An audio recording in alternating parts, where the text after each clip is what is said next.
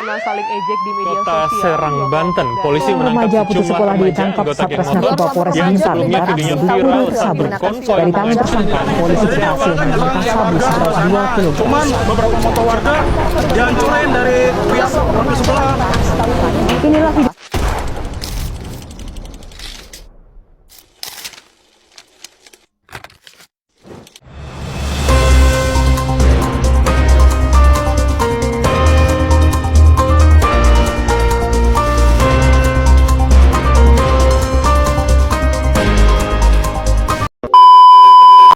Dari kasus tersebut, saya menguraikan beberapa poin yang akan saya jelaskan. Yang pertama, kesalahan pendidikan yang berakibat pada kasus. Yang kedua, tokoh yang bertanggung jawab dalam kasus. Yang ketiga, dampak yang lebih buruk bila pendidikan yang baik tidak diberikan pada generasi muda. Dan yang keempat, program edukasi untuk mencegah, mendidik agar tidak terjadi lagi kasus serupa. Mari mengidentifikasi kesalahan pendidikan yang berakibat pada kasus. Kesalahan pendidikan yang dapat berakibat pada kasus tawuran antar pelajar di Alor dapat disebabkan oleh beberapa faktor.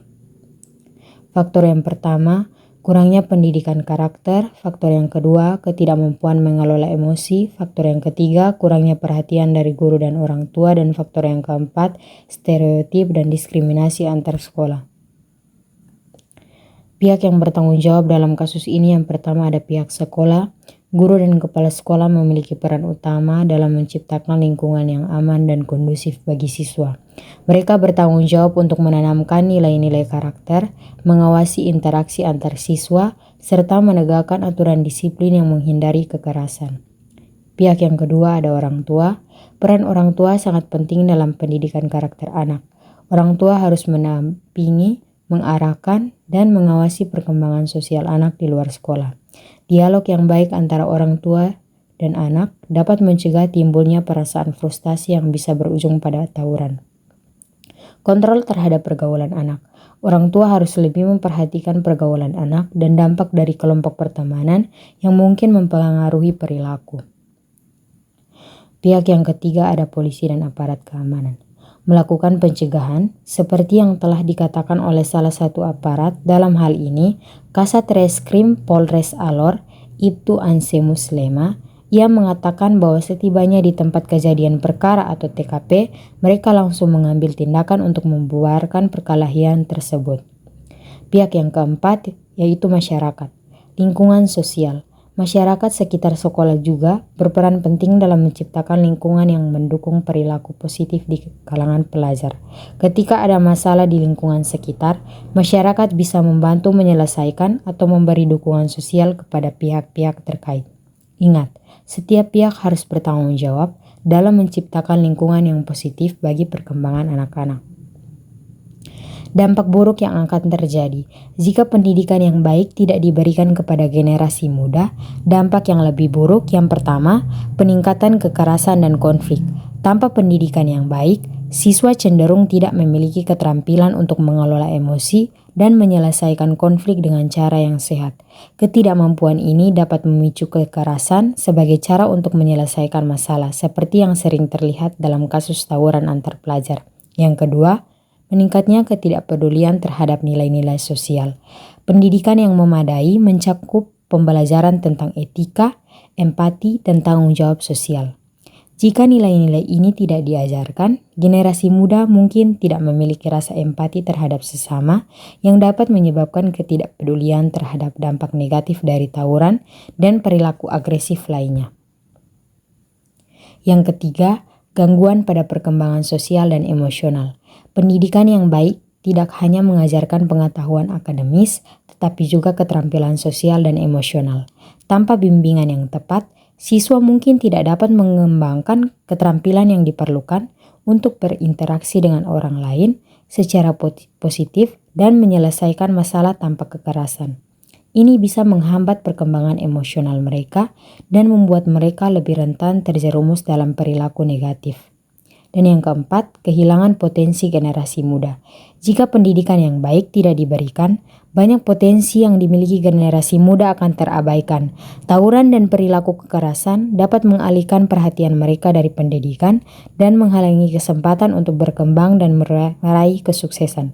Akibatnya, mereka mungkin terjebak dalam lingkaran kekerasan dan kesulitan untuk keluar dari situasi tersebut. Bagaimana cara mengatasinya? Yang pertama, program pendidikan karakter dan keterampilan sosial. Tujuannya membangun karakter empati dan keterampilan sosial siswa agar dapat menyelesaikan konflik tanpa kekerasan. Isi program yang pertama, pelatihan tentang pengelolaan emosi dan stres, misalnya teknik pernapasan atau mediasi. Yang kedua, diskusi kelompok mengenai pentingnya toleransi, persatuan, dan penghargaan terhadap perbedaan. Dan yang ketiga, program ini juga bisa melibatkan aktivitas seperti role playing untuk mensimulasikan penyelesaian konflik secara damai. Metode yang pertama, kegiatan sehari-hari di kelas seperti refleksi pribadi dan diskusi kelompok. Yang kedua, kelas tentang pengelolaan emosi dan pembentukan karakter yang dipimpin oleh guru atau konselor sekolah. Cara mengatasinya yang kedua yaitu pelatihan resolusi konflik dan mediasi. Tujuannya mengajarkan siswa cara menyelesaikan konflik dengan cara damai dan menghindari kekerasan. Isi program pelatihan tentang teknik mediasi di mana siswa yang terlibat dalam konflik dilatih untuk menjadi mediator bagi teman-temannya. Yang kedua, mengajarkan siswa untuk mengidentifikasi akar penyebab masalah dan mencari solusi. Dan yang ketiga, siswa dapat diberikan peran sebagai penasihat teman yang bertanggung jawab untuk membantu teman-temannya menyelesaikan permasalahan secara konstruktif. Metode yang pertama, simulasi konflik yang dihadapi siswa di mana mereka dipandu untuk menemukan solusi damai. Dan yang kedua, program ini bisa dilakukan melalui klub mediasi atau pertemuan kelompok kecil yang dibimbing oleh guru atau konselor. Cara mengatasi yang ketiga, pendampingan psikologis dan konseling. Tujuannya memberikan dukungan kepada siswa yang memiliki masalah emosional atau sosial yang dapat berujung pada kekerasan. Metodenya yang pertama, sesi konseling individu atau kelompok untuk membantu siswa mengatasi stres, tekanan teman sebaya, atau masalah keluarga. Yang kedua, penyuluhan tentang pentingnya kesehatan mental dan cara meminta bantuan saat mengalami kesulitan emosional. Yang ketiga, dengan adanya program-program ini, sekolah, keluarga, dan masyarakat dapat bekerja sama untuk menciptakan lingkungan yang mendukung perkembangan positif siswa dan mencegah terjadinya tawuran antar pelajar.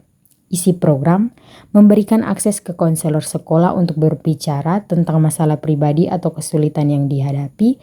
Yang kedua, menyediakan layanan konseling bagi siswa yang terlibat dalam tawuran untuk membantu mereka memahami dampaknya dan memberikan bimbingan konseling. Yang keempat, penyuluhan bagi orang tua dan masyarakat. Tujuan, melibatkan orang tua dan masyarakat dalam mendukung pendidikan anti kekerasan. Metode yang pertama, mengadakan pertemuan rutin orang tua dan guru untuk berbagi informasi dan mendiskusikan masalah yang dihadapi siswa. Yang kedua, membentuk jaringan masyarakat yang bekerja sama dengan sekolah untuk menciptakan lingkungan yang aman dan damai. Isi program, menyediakan seminar dan lokakarya bagi orang tua tentang pentingnya pengawasan komunikasi dan pendidikan karakter di rumah. Dan yang kedua, mengedukasi masyarakat tentang peran mereka dalam menciptakan lingkungan yang mendukung untuk anak-anak.